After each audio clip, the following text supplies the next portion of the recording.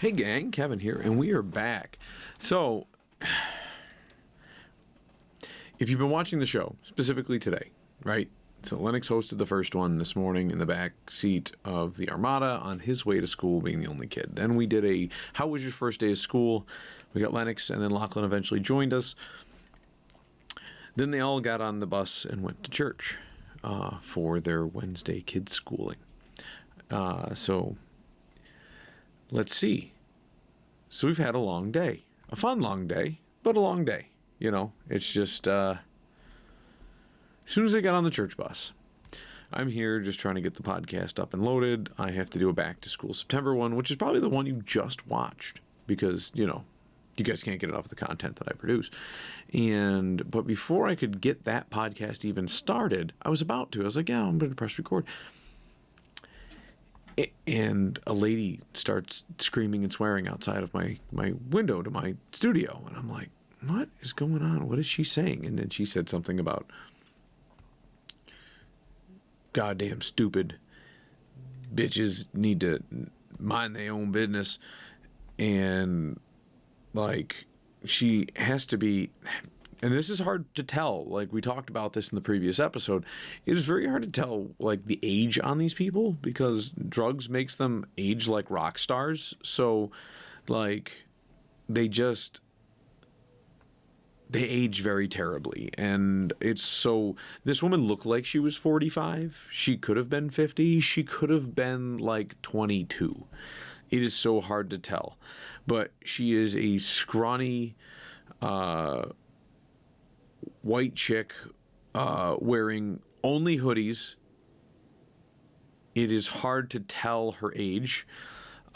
She has matted down black hair and just, you know, unwashed. And she's just like holding some possessions. It may have been a purse and a blanket. And she's just kind of, and then she's got PJ bottoms. Just, you know, your typical, what you would expect. I'm sure if I dragged her on the show, you'd be like, oh, that's exactly, that's what I had in my mind. My mind's eye said, that's the bitch. And so she's bitching about, I'm assuming my wife, right? Like, she must be on the front porch, like, you know, telling these people to keep moving. And which is what she wants to do. And I don't blame her. The free speech rights that my wife exudes on the general public that crosses over to a drug house is, you know, protected speech. Their replies back to her are also protected speech. And that's where I'm kind of hung up a little bit. But I know that the police department some of them are getting a little fed up with my wife. And I don't blame them. That would be a natural response or reaction, but you also have to understand where my wife and all the neighbors are coming from.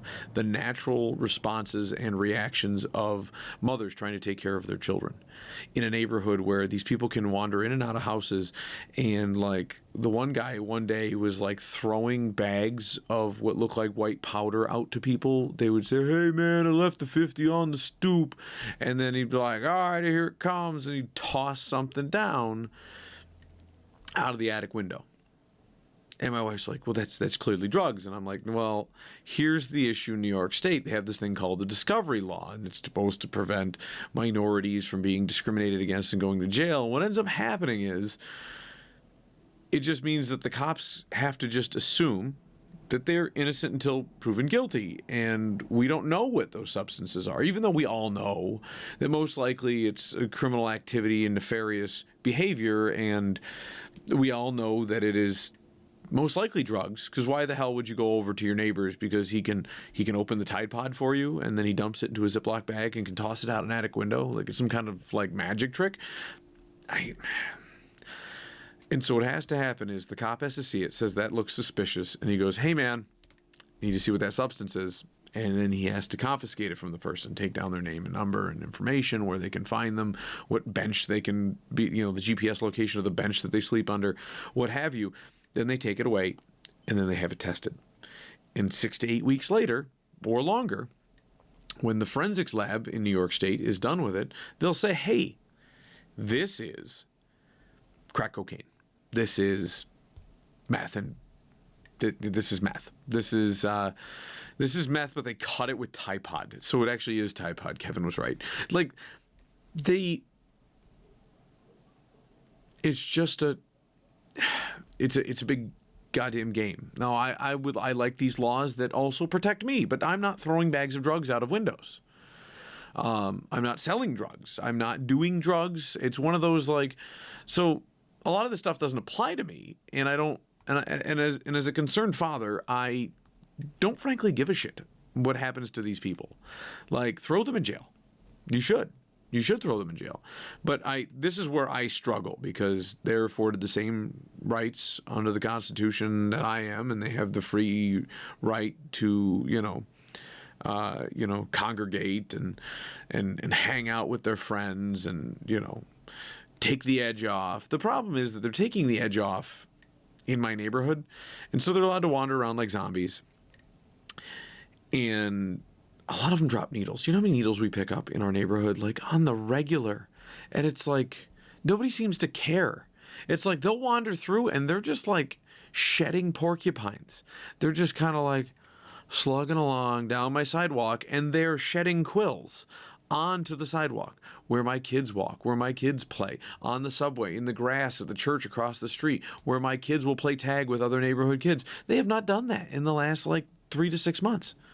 It is ridiculous. They can't go ride in the church parking lot. The church is so awesome how they'll let neighbors park there on street sweeper night. They will donate stuff to the community. They let our kids rollerblade in their parking lot. We look out for them. They look out for us. And there's just so many junkies over there. It would take me days to go get the damn parking lot cleaned of needles and shit like that. And it's gross. It's terrible. And then, so somebody's dropping needles in front of your house, around your house, where your kids play, where your kids commute to school. Wouldn't you be upset that they're dropping needles on the sidewalk? Wouldn't you do anything necessary to protect your children? Wouldn't you? And that's my problem. And that's where I side with my wife, which there was no inkling that I wouldn't side with my wife. Even if she's wrong, I always side with my wife. That is, that's what a husband does. But that aside, my plea to my community, my plea to the police, my plea to the government, that the state government that caused all this, somebody needs to change it. And I have a couple solutions. And so with that plea, this kind of lets you know that, if you're an officer out there who, there's a few that are keep up what you're doing, man. You got to protect your family. And then there's other ones that are you got to be nice. You should be nice. These people have a problem. All right, well, if you're one of those, we're done being nice when they started dropping needles in my kids' realm, the realm of where my kids interact. We're not taking them into dark alleyways. They don't live in the inner city. They don't live in a place they shouldn't live in a bad neighborhood. We didn't buy a house in a bad neighborhood. We bought our house in a nice neighborhood, and now this degenerate situation is going on. So, tough nuggies. And so now you know where we're coming from, in addition to everything else that we've talked about on the channel. So I've got some solutions. Oh, real quick, let's get back to this bitch that's on the street. So this chick is walking by the house, and she is like, fuck them bitches. They just need to leave themselves alone. They need to do this. They need to do that. Well, and then I'm in my office. I haven't seen my wife in a hot minute, and she starts mumbling about I'm glad. This is what I heard. Now, did I misunderstand her ramblings because she's trying to talk like a man? It's the reverse of an AC/DC song. She goes, I am glad that I stabbed that bitch to death. Now, that's what I heard. Maybe I didn't hear it maybe she didn't say it. I'm through a wall. And so I get up and I look out the window and I'm in panic mode now. What did she just say? And then maybe she did mumble I should stab that bitch to death, which I did hear the stab that bitch to death. That is clear. That was clear. That was fully vocalized and audible, even in her crab lady voice. And so I get up and I bolt out of this office before I can get to the next do the next podcast, clearly, because I think my wife is like, bleeding out on the front porch. Clearly, I'm like, June, where are you? And she like answers from the laundry room, and I'm like, okay. Whew. Did you hear what this chick said? Did you hear her? Was there any commotion outside? She's like, no. And then I go outside. Me and her rush outside to make sure that like one of the neighbors isn't like, like hunched up against a tree in the subway bleeding out. And okay, so I must have misheard the woman. Either way, instinctive reaction, like defend my family, defend my neighbors, like we got to take care of this. This is a situation. And apparently one of the neighbors had said something to her because she placed a shopping cart between one of my rental properties and the house that she came out of, that the guy on the recovery program who lets all these other drug addicts stay at, that, it is what it is. They're terrible. They're terrible monsters. They're scum of the earth. But the neighbors were like, wait, she said what? And I was like, oh, I thought she killed one of you because what she said. And they're looking around for her. I'm like, no, she made it. She's probably a block away now. But she wasn't moving that fast. So I'm pretty sure if she stabbed a bitch to death, she'd be booking it with their scrawny little vulture legs. These grubs. Anyways. So this is the stuff we have to deal with. One of the neighbors says, hey, man, you parked a shopping cart over there. You probably shouldn't leave your garbage and shopping carts in my neighborhood. And then I saw a post on our group today and it said something like, don't engage these people. It's like, no, we're going to engage these people. We're not going to be a watch. My neighborhood watch is not going to be a watchful eye. We are going to be a watchful eye, but we're not just going to sit back and like in the passenger seat and let our lives kind of disintegrate around us. We are going to stand up and fight. And that's really what we're about. I'm glad that my neighbors have the testicular fortitude to tell these people where they can put it, and the shopping cart as well. Like they can stuff those shopping carts right up their asses and go back to wherever hole they came out of, and please return the shopping cart on the way out. There's another big Matt Walsh pet peeve, right? Return your shopping carts. They're in my neighborhood, Matt. They're in my neighborhood. And it's getting ridiculous. We're returning as many as we can, and they're not our shopping carts. Somebody was telling me the other day that Pennsylvania makes you return your shopping carts, or they charge the store. They charge the store a fine to re-deliver your shopping cart, which I don't. And I saw another post about how we need to tax the landlords. Now, there are a bunch of landlords that are absentee, but you cannot lump landlords and discriminate them as a group, because there are some of us who take pride in buying properties, fixing them up. Sometimes it's not an overnight thing. Sometimes you don't have just one big lump sum of cash. You buy a house for an exorbitant price because it's post-COVID, and you slowly fix it up with your free time and your expendable income. And then sometimes you do get that lump sum and you just fix it up as much as you can and blah, blah, blah. And then things happen and you can still go to fix them up. And every so often you will get a bad tenant that will slip through the filter of the reporting mechanism, right? Like how we figure out who our tenants are and what they do and all this other stuff. So we figure all that out. And then we make our neighborhoods better.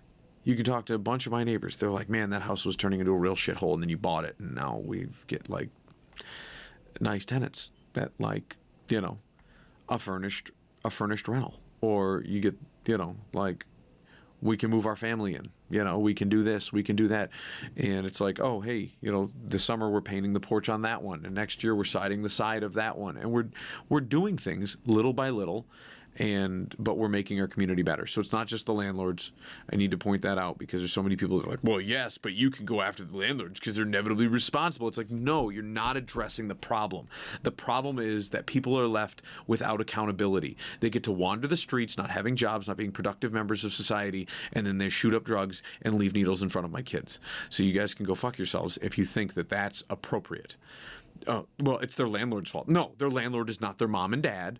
Their landlord is not supposed to be their mom and dad. I don't care that the government has slowly manipulated, be like, we're your big mom and dad, and then these are your little mom and dads. And it's like, and eventually we're going to squash out your landlord, and then the government will own your property. And then we'll have communism. Hooray! That's how the government thinks, man. Like, that's what it wants. The government wants ultimate power. All governments do. That's why there's checks and balances. You got to remind the government that they are not there to run everything. I don't care what New York City's doing. They're not.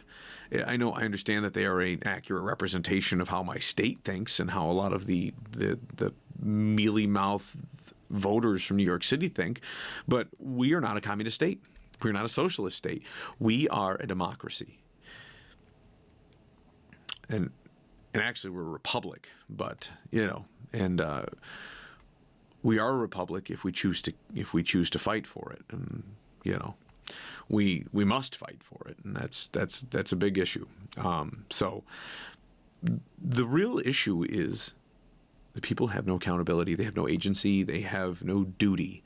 And that is, the moral fabric of our society is deteriorating. You have a bunch of people that they don't have a firm religion. They don't have any morals to base any of their decisions on.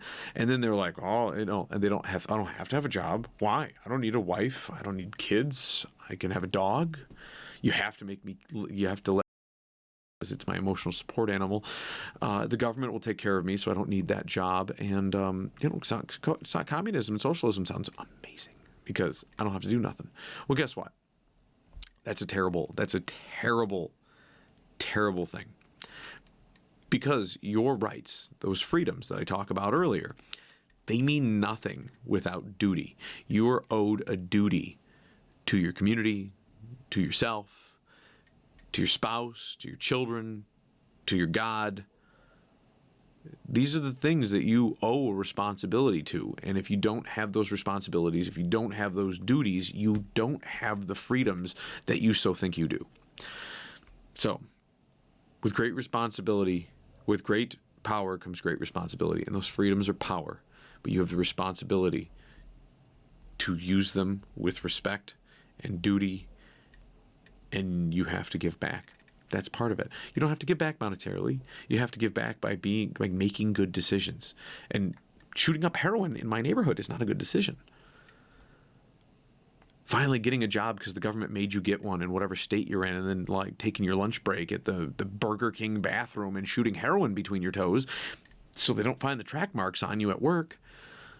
That's not making a good decision. That is being a selfish piece of shit. That's what that is. Mm-hmm. So I have some solutions, and I would like to share them with you. I don't know if you know how much a shopping cart is. I haven't Googled it, but from what I gather, a shopping cart is close to $1,000. It's not quite $1,000. If our local common council could pass a city code that says, from this point forward, we do not care what the market reflects a shopping cart as. A shopping cart will always be worth to the city of Olean $1,500. Some number that is sizably away from $1,000. Sizably. At which point, if you are caught, and this probably should be included too, the ownership of the shopping cart is the company that advertises on it, unless you have a bill of sale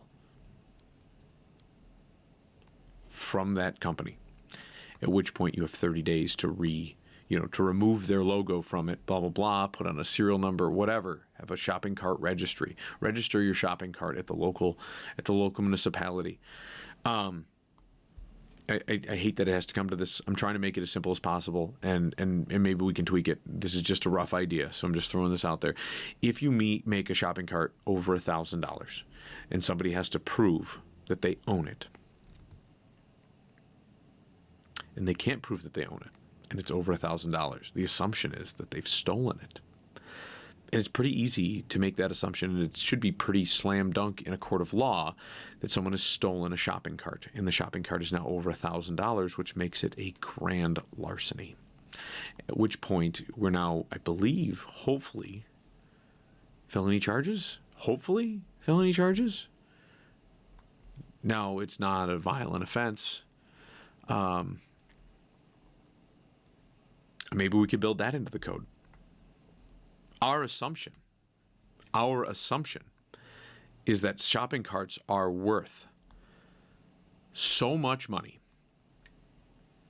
that no grocery store would let it go would let it be stolen without extreme violent force. You would have to like shoot up the grocery store to take it, right? In this little hypothetical. That's if the law viewed a shopping cart as such a thing, like the Hope Diamond, where they have armed security, full-time staff to shoot people trying to steal it on site without regard for that person's life, because it's like, oh, I thought he was trying to steal a shopping cart. If you could write the local code to make it, to kind of convey that scenario, that's we hold shopping carts to the highest, well, then we could automatically assume that those people have stolen those shopping carts under extreme violent duress, at which point a violent crime most likely has occurred, because we as a city view shopping carts as just under a golden calf, but still below God, right? So that's where we're putting shopping carts on our list, right? Yeah. If we did that, now you can arrest them for what we would consider a violent grand larceny, at which point hopefully you can hold them. And yeah, I know the state of New York, right? So we're gonna re-release them, right? We don't catch any of our fish here. We just release them. But it's a good start. I think if you ticket enough of them, there's some good cops on the force. I know a bunch of them. They go down to the homeless, down the encampments are, and they say, "Hey, listen, I told you a week ago, get your shit out of here. Here's your ticket." And the tickets don't mean anything. But you know what? He's giving them. And you got to applaud a guy that does that, because guess what? That's what the laws are there for. Well, if it doesn't mean anything, it's got no teeth. It's like, I don't care if it's got no teeth. Like, your grandmother bites you, she bites you. Like, the fact that somebody is biting at you, and just because they don't have any teeth, should not deter the fact that you are doing something wrong enough that something has to bite you, right? So this is not an ill-provoked bite. We've removed like 16 shopping carts and returned them to their owners within the last like 3 months, and then we're just covering like one city block. It's ridiculous.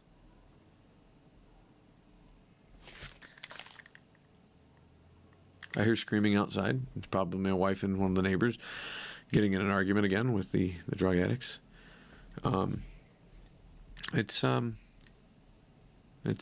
know, it's never ending. It's tireless. So that was one of my solutions. I had another one earlier. I'll think of it. We'll put it on here. I'm looking for more conjecture. I'm looking for some debate. Oh, you know what? So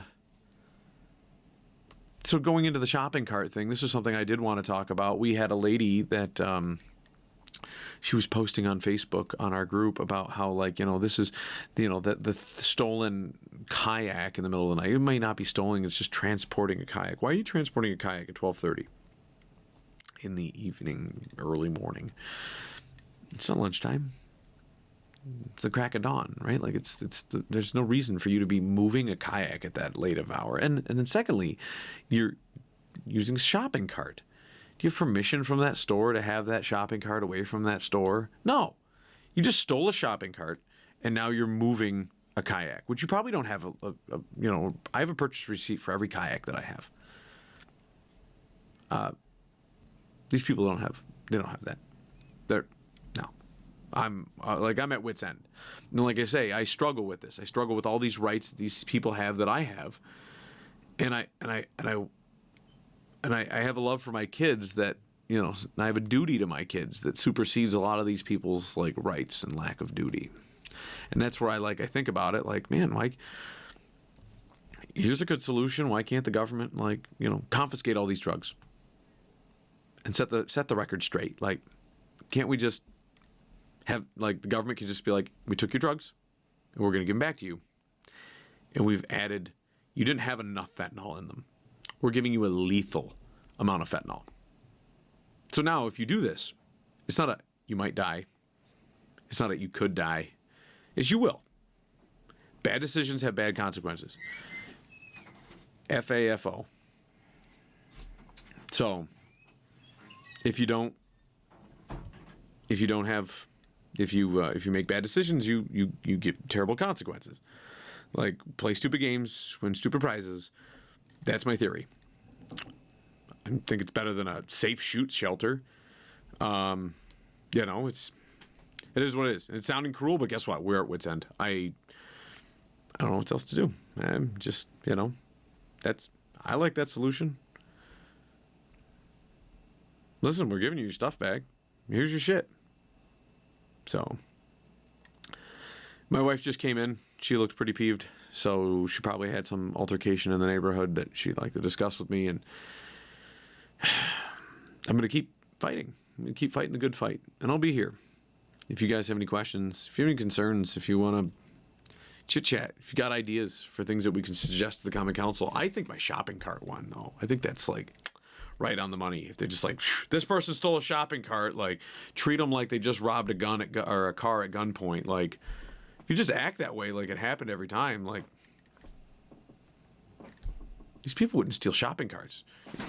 Draw your gun, right? Like, guy just sees a person pushing a shopping cart down the street. Cop just pulls up. He's like, sir, put your hands in the air. Like, you just assume that they, like, we do it with traffic stops. Like, you start making jerky movements, man. Like, these people should be in fear for their life. I want a shopping cart. I would probably have to rob somebody at gunpoint to get one. I wouldn't want to do that. Wouldn't want to be caught with one either, especially if these laws pass.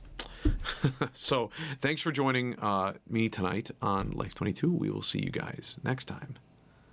Don't forget to like, subscribe, and continue to send your hate mail and your judgments. We appreciate your judgments. Your judgments against how I break down how we should suggest city law.